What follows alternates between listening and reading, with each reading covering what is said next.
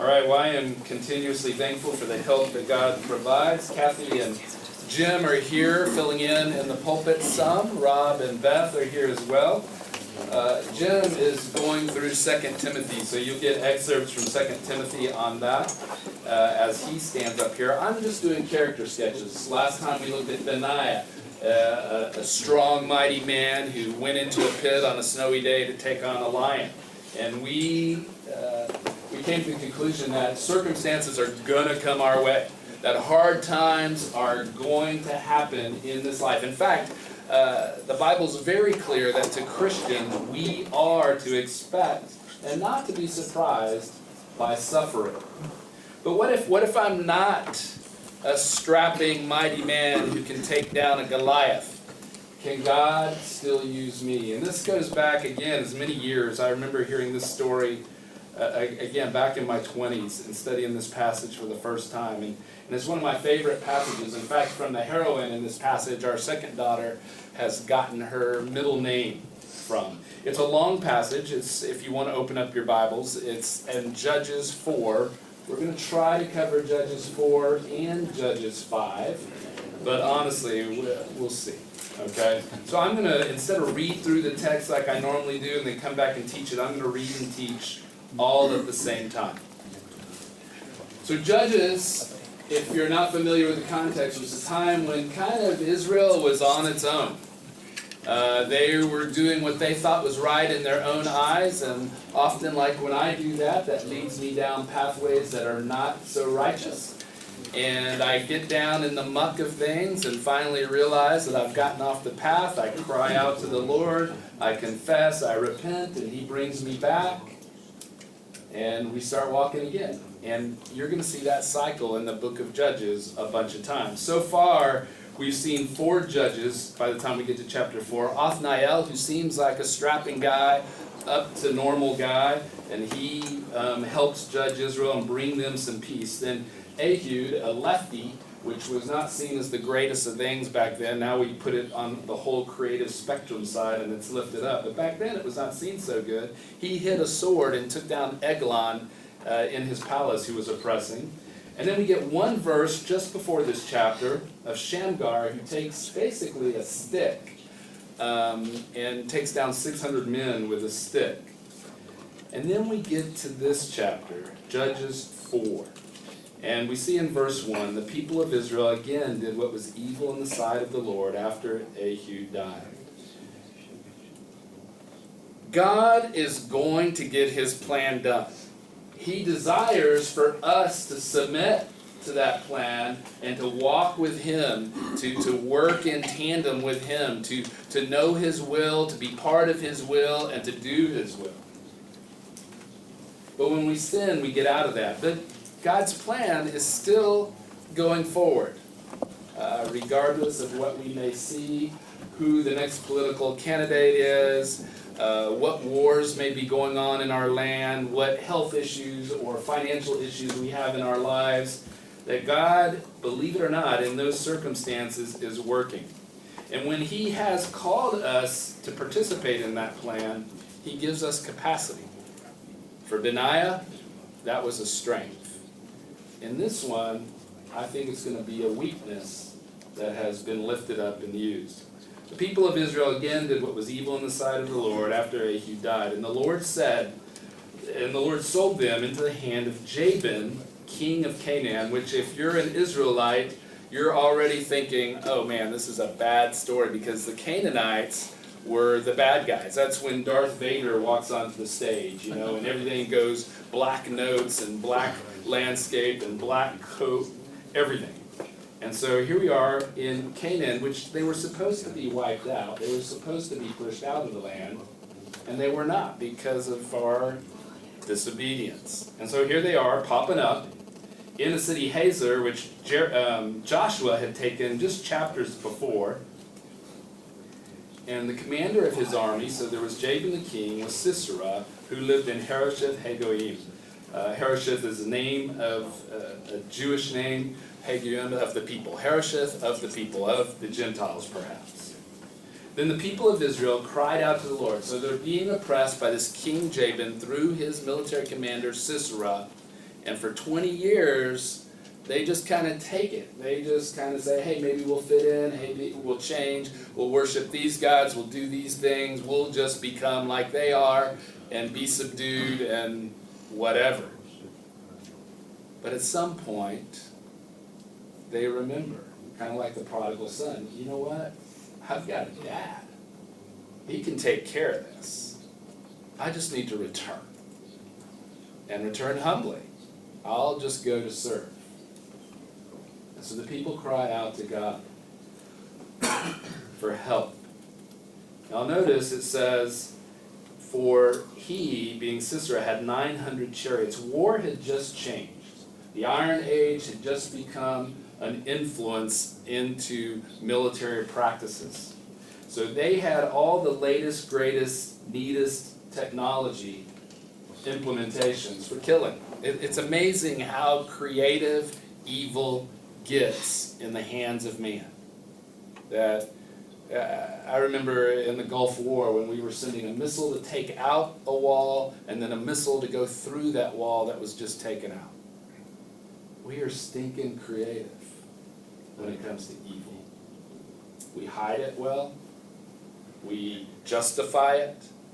We protect it in our little ways. We don't confess it to one another. We've got this closet of stored away things that we enjoy so much that evil sometimes just rises up. And here it has, chariots of iron. So these would have been big chariots, kind of like what you see on Ben-Hur, a little bit different. They would have had metal wheels at the time. They would have strapped in because it was a pretty rough ride, so all these warriors were in these chariots. So if there were 900 chariots, there's probably tens of thousands of men to go along with this army. So this is no small thing. And what the chariots would do, being driven by horses, that they would come and they would either just run you over or they would slice you up as they came by with their swords. Moving so fast, at a height advantage, they would just decimate other armies that didn't have this advantage. Now Deborah, a prophetess, the wife of Lapidoth, who is not mentioned anywhere else, it kind of means lumiere, or light, okay? It was judging Israel at the time. So she was the one who had raised up and was given wisdom. If you look at Isaiah 3 or wherever, this was not a normative thing in Israel. Men were supposed to take this position, so it meant men weren't doing it. And Deborah, she did it. It's interesting, we'll see, that her name means bee, kind of like a honeybee. Perhaps, in this case, more like a hornet. But she was judging Israel at the time.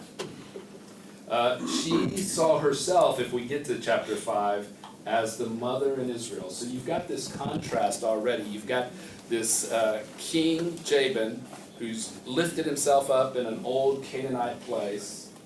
He's got a really nasty Saddam Hussein type of commander. We'll see that he pilfers and rapes women as he wins wars.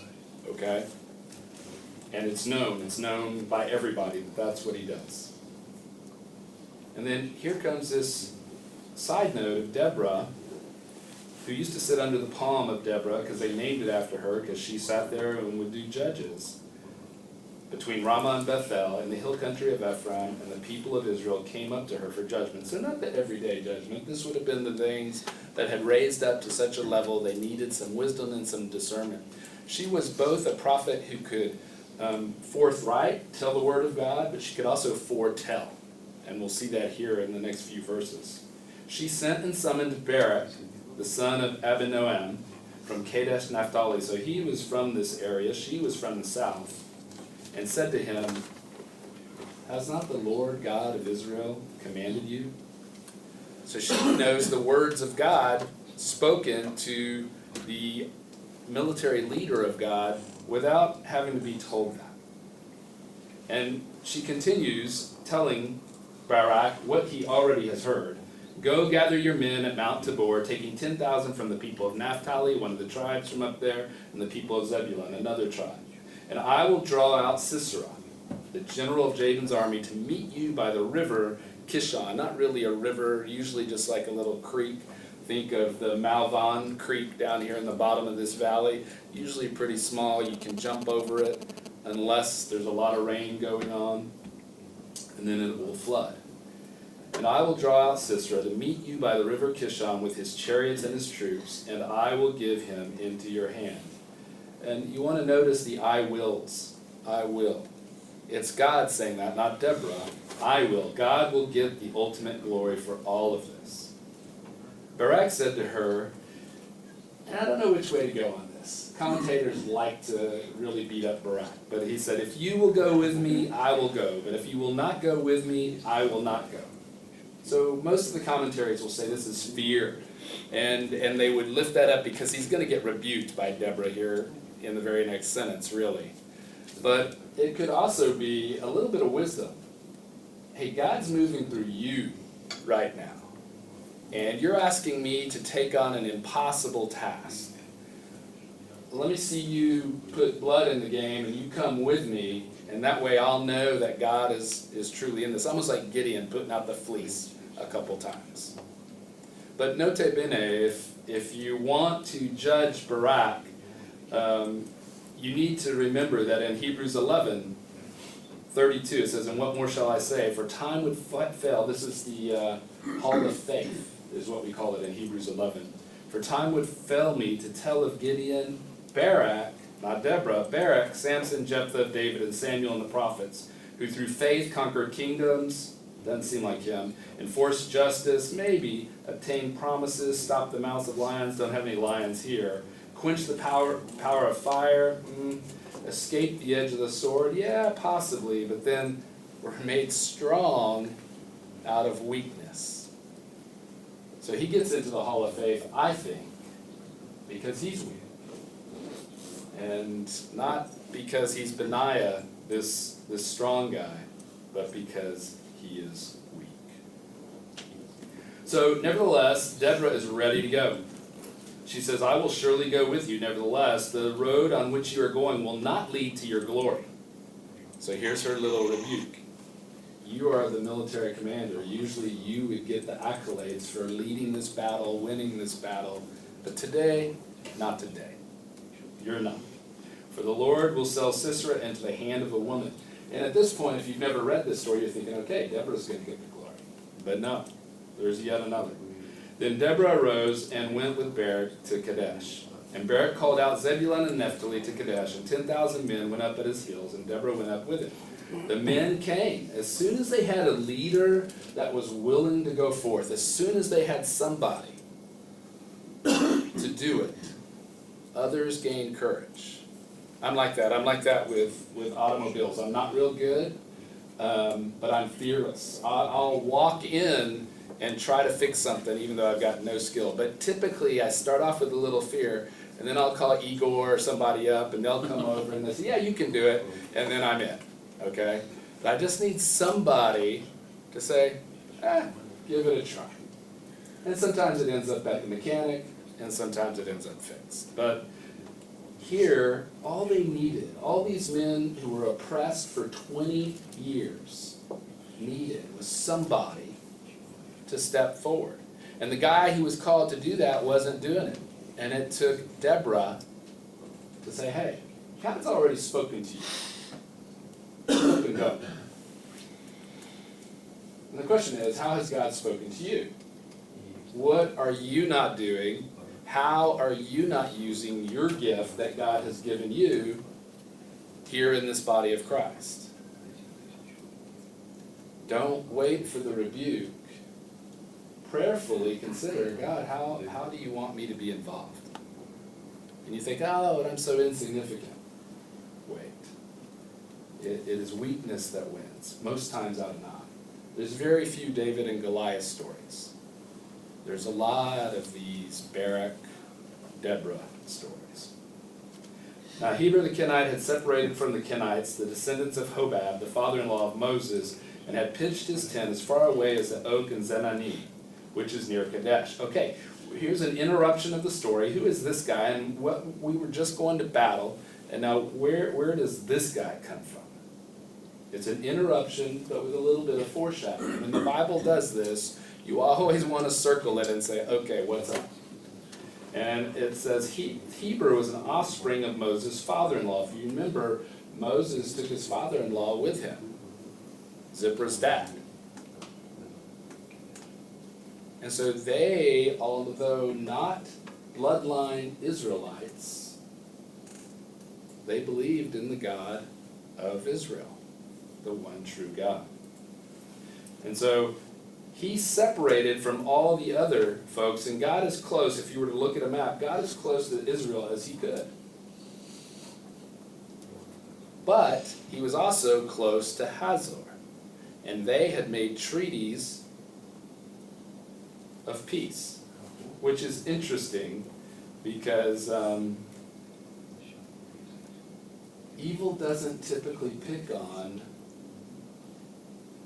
anything other than good. And so these didn't have kind of the pure face of the people of Israel. And though they were right there next to the battle, though they were right there ready to be conquered just like Israelites, it was only God's people that evil really came down upon. When Sisera was told that Barak the son of Abinoam, so back to the story, had gone up to Mount Tabor, Sisera's thinking, man, new chariots, all polished, looking good, my men are ready, we've been waiting for something, let's go out. These Israelites, they've got nothing. If you look down in the song later in chapter 5 and 8, it says, was shield or spear to be seen among 40,000 in Israel? So they didn't have a shield, they didn't have a spear, and these guys had chariots. It's interesting. And so Sisera's, he's probably biting at the bit. He's ready to run. He's like, man, this is going to be an easy romp. We will kill the men, take the women, and take their possessions, as we have done time and time and time again. And so all the men went up, again mentioning this little creek, the river Kishon. And so, if you've got the layout, there's this big valley with thousands of men, fully armed, metal chariots driven by horses, men strapped in, swords ready to go. And then up on top of this hill, mountain type of thing, was Sisera and his 10,000 men. And so what would typically happen is they would be surrounded, sieged, and eventually taken. And so Sisera's sitting up there, or Barak's sitting up there, and he's waiting to know what to do. And Deborah said, up, for this is the day in which the Lord has given Sisera into your hand. Does not the Lord go out before you? So Barak went down from Mount Tabor with 10,000 men following, and the Lord routed Sisera and all his chariots and all the army before Barak by the edge of the sword. You can get more details if we get to chapter 5. But these 10,000 men went down and they whooped the bigger, better, badder army.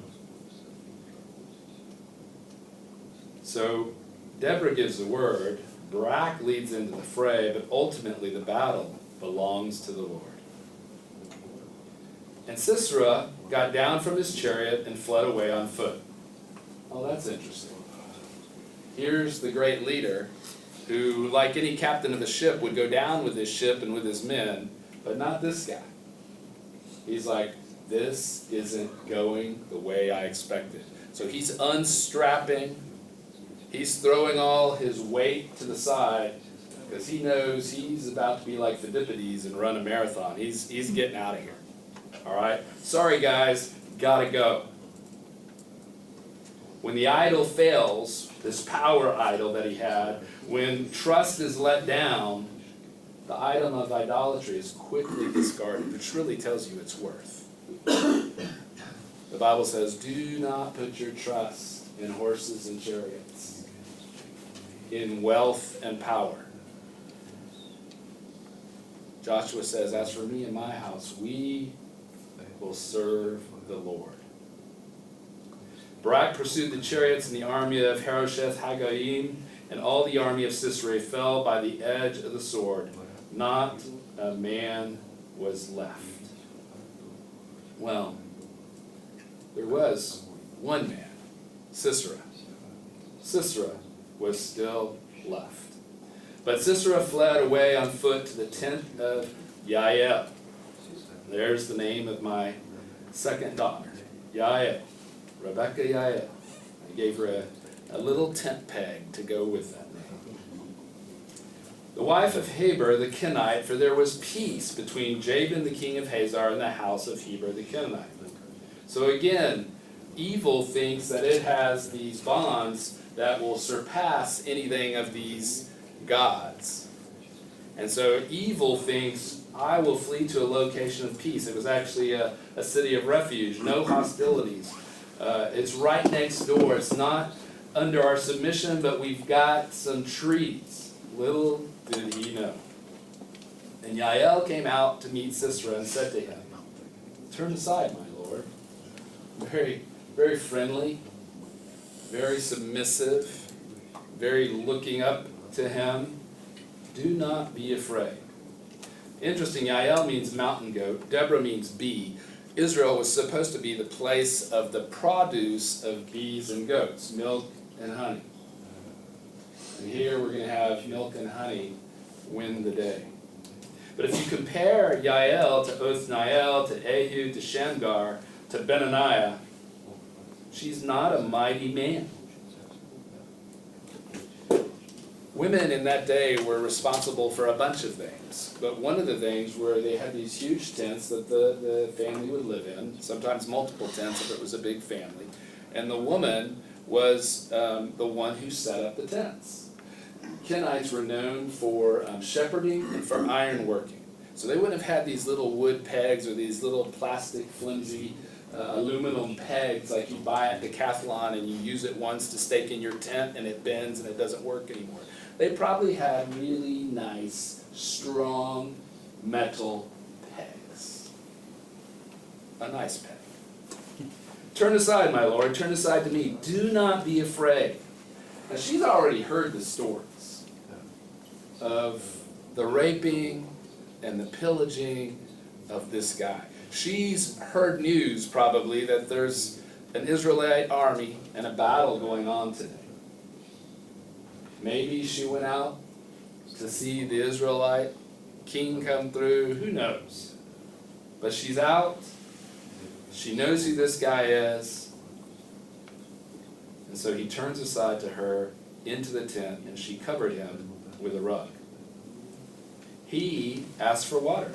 Give me a little water to drink, because he fled as quickly as possible. He wasn't stopping by the Kishon to get a drink. For I am thirsty. So, not water, she opened a skin of milk and gave him a drink and covered him. So milk's going to be filling. Milk's going to be soothing. Milk is going to put you at ease. Probably warm. In some versions, it seems like there's curds. If you've had curds and whey, think oatmeal or think dumplings, depending on where you come from. But the guy's tummy's getting filled with nice, warm things. And he said to her, stand at the opening of the tent. It was against public domain to search a woman's tent. You were not allowed to go into a woman's tent. So he already felt a little bit secure. He's inside a place that can't be searched by other men. He's been given hospitality. And now he tells her, if any man comes and asks you, is anyone here, say no. And this was the first time, it's not impolite, but she doesn't answer. She doesn't say, okay, I'll do that. She just lets the command fall to the ground. He asked her to lie, and she wouldn't lie to him, at least not with her words. But Yael, the wife of Heber, took a tent peg and took a hammer in her hand. Something that she was very skilled at using. Seems simple, you wouldn't think would win 20 years of oppression for a country back with a tent peg and a hammer. But God can use the little. God can use the weak. Then she went softly to him and drove the peg into his temple until it went down into the ground while he was lying fast asleep from weariness. So for the peg to go in one side and into the ground means it came out the other side. And basically, there's a lot of smashing of heads going on there. She was hammering the point home, putting the nail on the head. She nailed it. All right. Sorry, couldn't resist. But it seems like the last three words aren't really needed. So he died. I've not seen anyone sustain a tent peg from one end to the other end of the head going into the ground. And like that, the turmoil in Israel was gone. One woman, one mallet, one tent peg. And behold, as Barak was pursuing Sisera, Jael went out to meet him and said to him, "Hey, who are you looking for? I've got a little surprise. Come, and I will show you the man whom you are seeking. Don't worry, he's not going to pull a sword on you." So he went into her tent, and there lay Sisera dead, with the tent peg in his temple. Deborah's prophecy had come to pass. Barak was tracking and thinking, I will get to put this menace to rest. But God's will, God's way, Yael. So on that day, God subdued Jabin the king of Canaan before the people of Israel. And the hand of the people of Israel pressed harder and harder against Jabin, the king of Canaan, until they destroyed Jabin of Canaan, king of Canaan. And like that, milk and honey took the day. The momentum carried it all the way up to the king. The men got their nerves back. They followed up against their enemy. They took down Hazor. They took down Jabin. And there was 20 years. I believe it was 20 years of peace. The turmoil was gone. Let's walk quickly through chapter 5. So Deborah and Barak put this song together. And they sung it on that day, that the leaders took the lead in Israel. And they're very gracious. They did take the lead. After being reminded that God had already spoken and told him to do this through a prophetess that had to urge him on. But given that, the leaders took the lead in Israel, that the people offered themselves willingly. Bless the Lord. Hear, O kings, give ear, O princes. To the Lord I will sing. I will make melody to the Lord, God of Israel. Lord, when you went out from Seir, when you marched from the region of Edom, the earth trembled and the heavens dropped. Yes, the clouds dropped water. How did they win this battle? God won this battle. The mountains quaked before the Lord, even Sinai before the Lord, the God of Israel. In the days of Shamgar, son of Anath, in the days of Yael, the highways were abandoned, travelers kept to the byways. The villagers ceased in Israel. They ceased to be until I arose, I, Deborah, arose not as an oppressor of Israel, but as a mother of Israel. When you guys were chosen, then war was in the gates.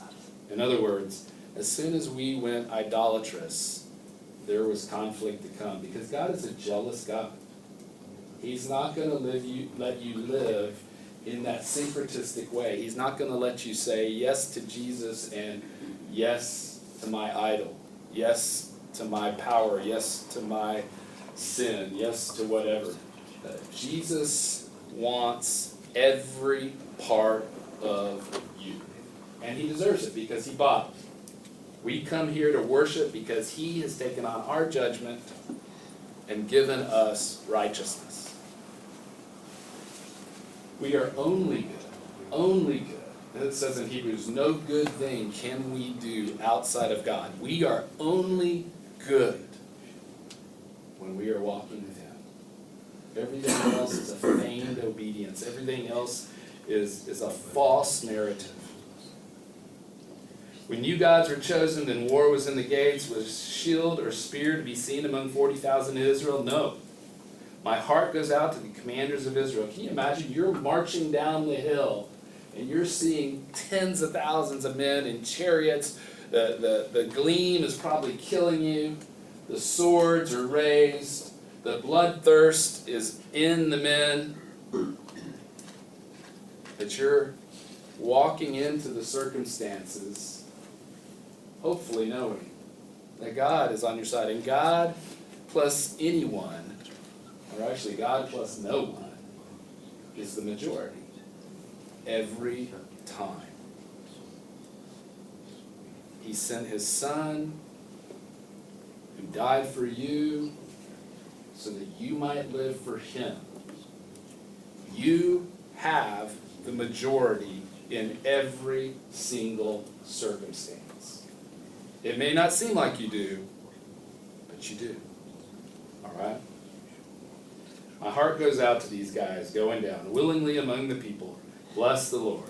Tell of it, you who ride on white donkeys, you who sit on rich carpets, you who walk by the way. This is a story to be told. Why do we tell these stories? Why do we come back and look at this word written by Galilean fishermen 2,000 years ago? Why do we trust it? Why do we study it? Why do we take it in? Because it's worthy to show us the one it reflects, who is more and more worthy. We take this to see him. We learn this to know him. We obey this to submit to him. We are a people of one book, because this book tells us truth about one God, our God. To the sound of musicians, wasn't it great? I love the new music this morning. It puts us in a mood to praise. It allows us to tribute God with things about his character, things about his love, things about his sovereignty. To the sound of musicians, the watering places, or go to the coffee shops. When you're at Copenhagen, or when you're over at Café de la Place, or when you're at whatever village brasserie, take these stories, bring them into the public sphere. Don't be threatened. You're not outnumbered. You're not going to be overwhelmed. Their outward look is not as powerful as your inward spirit. Repeat the righteous triumphs of the Lord, the righteous triumphs of the villagers in Israel. Then down to the gates march the people of the Lord. Awake, awake, Deborah, awake, awake, break out in a song. Arise, Barak, lead away your captives, O son of Abinoam. Then down march the remnant of the noble, the people of the Lord march down for me against the mighty. From Ephraim, their root, they march down into the valley, following you, Benjamin. So they're going to go through the tribes here, and I won't spend much time here, but some tribes who were obedient and followed, they're going to get encouraged. Those who didn't, they're going to get rebuked. With you, kinsmen from Mashir, march down the commanders, and from Zebulun, those who bear the lieutenant's staff. The princes of Issachar came with Deborah, and Issachar faithful to Barak. Into the valley they rushed at his heels. The people acted. This is why I love when we have our harvest festival, our Thanksgiving outreach, our Christmas time, our Easter time, because I know that I can willingly invite all the non-believers I can and bring them into this crowd, and that you are going to act correctly, lovingly, caringly, and show them that there's something different about you. We may come from 40 different countries, socioeconomically very diverse, linguistically, we are not the same. But what we are the same in, we will share for tens and tens and tens of thousands of years, and that is Jesus. And if I can get people to get around you, I'm good. I sit back and watch. I just laugh. They don't even know. They don't even know that I've got this plan for them to come to know my Lord through you. Through you. So all these clans, all these tribes were doing what they were supposed to do. They were submitting to the Lord in the battles that they were given. Our battles don't look like this against chariots. Our battles are not flesh and blood. Our battles, Paul says, are spiritual, that we deal in upper realms, that this country has a veil over itself that says, Jesus, who's Jesus? And we're there to lift that veil and say, let me show you. Come taste and see. Know that the Lord is good. Why did you sit among the sheepfolds to hear the whistling? Okay, now here comes kind of a little bit of rebuke. Among the clans of Reuben there were great searchings of heart. And folks, this is sometimes where we get stalled.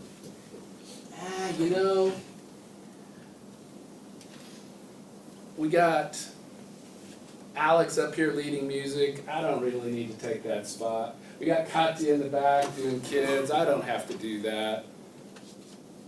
We got that loud guy that gets up here every week. That's not me. So I can just sit. I can think about it a little bit. Maybe I can find my place. I wonder what it is. Where do I fit in? And we continue to just meditate on what ought to be.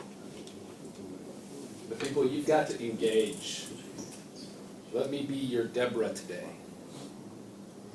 Has not God said, go and make disciples? Has not God said, be faithful to the next generation? Has not God said? He has. He has. Let's not sit and contemplate. Gilead stayed beyond the Jordan. He didn't come. Dan, why did he stay in the ships? Asher sat still at the coast. It's not like God doesn't catch and see all these things. And he's waiting. He's waiting for one. His eyes roam to and fro throughout the earth, looking for his faithful people, looking to get behind them and put wind in their sails, watching, waiting for them to step out in faith. Even if it's just with a mallet and a peg. You may think it's simple, you may think it's nothing.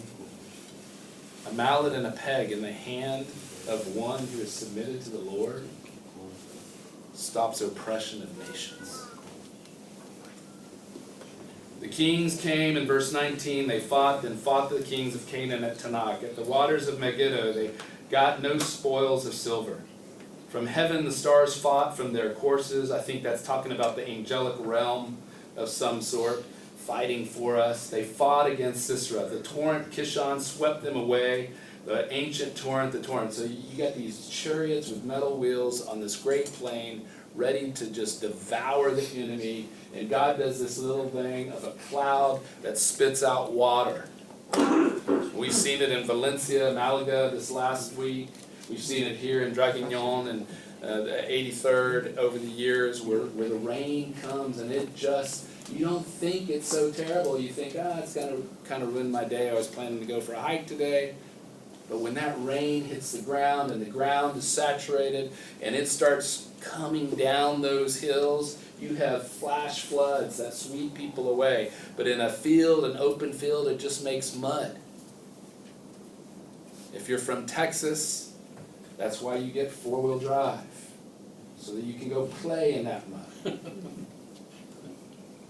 But without four-wheel drive, what do? You get stuck. You're strapped in, you've got all this armor on, and you got these guys coming with clubs that used to be looking pretty weak, are now incredibly strong. A little rain. March on, my soul, with might. Then loud beat the horses' hoofs with the galloping of his heels. Curse Merah, says the angel of the Lord. Curse its inhabitants thoroughly, which was a village there near. Because they did not come to help of the Lord, to the help of the Lord against the mighty.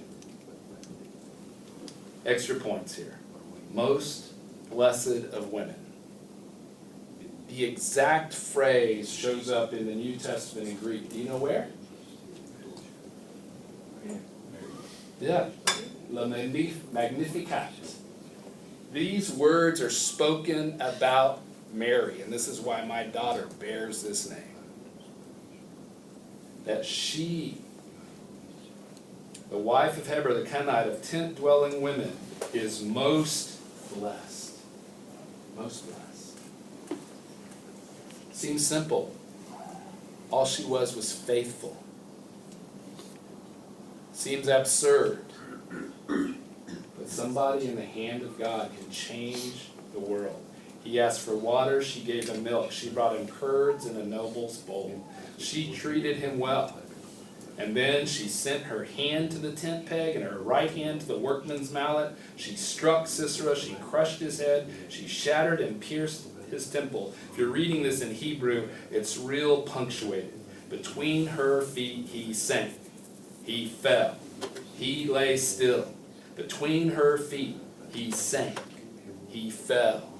Where he sank, there he fell. Dead. With all finality, by the hands of Yael. Out of the window, she peered, changing topics now. We're talking about Sisera's mother. This kind of gives away what kind of man he was, because this is what his mother thought he would be doing right now. The mother of Sisera wailed through the lattice, "Why is his chariot so long in coming? Why tarry the hoofbeats of his chariots? Why is he late? I've got a roast in the oven. We're going to have a celebratory. I've got the best wine picked out and airing. We are about to have a party." Her wisest princess answers her. Indeed, she answers herself. Have they not found and divided the spoil? Haven't they just won and now they're trying to divvy up all the things? A womb or two, a woman or two, a rape or two for every man.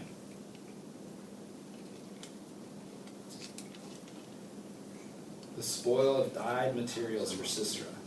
Spoil of dyed materials embroidered. 2 pieces of dyed work embroidered for the neck as spoil. So, hey, they're just having fun, and then they're going to gather up the stuff and bring it all back to decorate you. And that's what's been going on for 20 years. That the headlines that they've been reading on their websites for the last 20 years is Sisera takes another village. All the men killed, everything taken, women raped, and left. That's been the headlines. Not for a couple weeks, not for 2 years, for 20 years. This guy was evil. Back to the other narrative. So may all your enemies perish, O Lord. But your friends be like the sun as he rises in his might. And the land had rest for 40 years. What do we get? What do we get out of this? First and foremost, you cannot thwart God's plan. You can disobey it. You can live in sin against it. I've had friends who had walked away from the Lord, who I knew were totally in, that they had truly trusted. I had seen fruit. I have watched them display His Spirit within them. And though I worry for the harm that will come their way, I also know that God has promised He will complete the work that He has begun, and that they're about to go through a lot of pain because God's going to bring them back.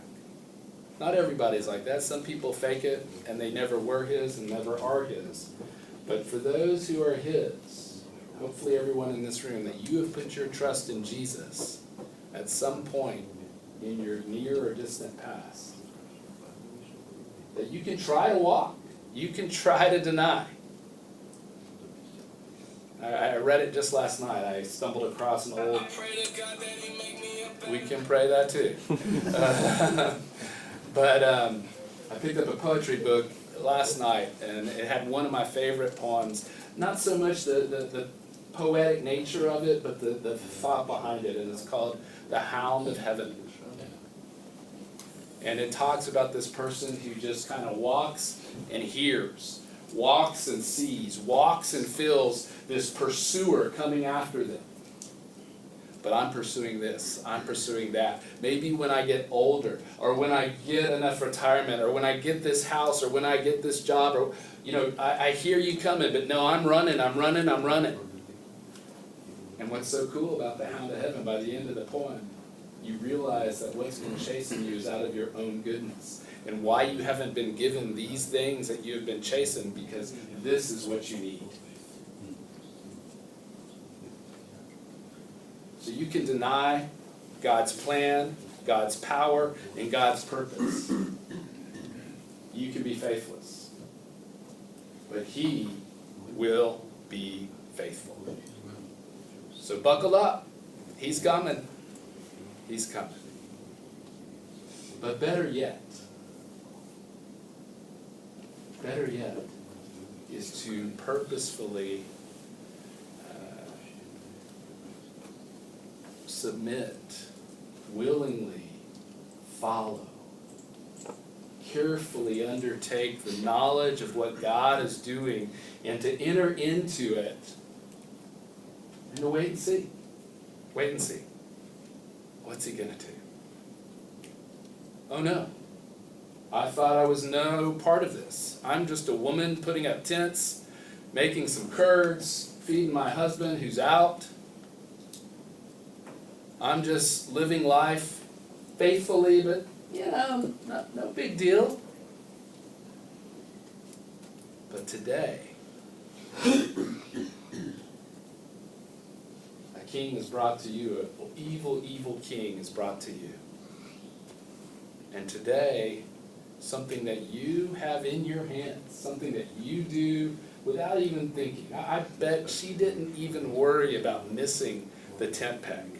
She knew that it was going to be one strike, because she probably goes around the perimeter of that tent every time they move for the cattle or the sheep or whatever they have, and she drives those tent pegs straight into the ground, and all she was doing was driving this one straight into the ground. There just happened to be a head in between. An evil head.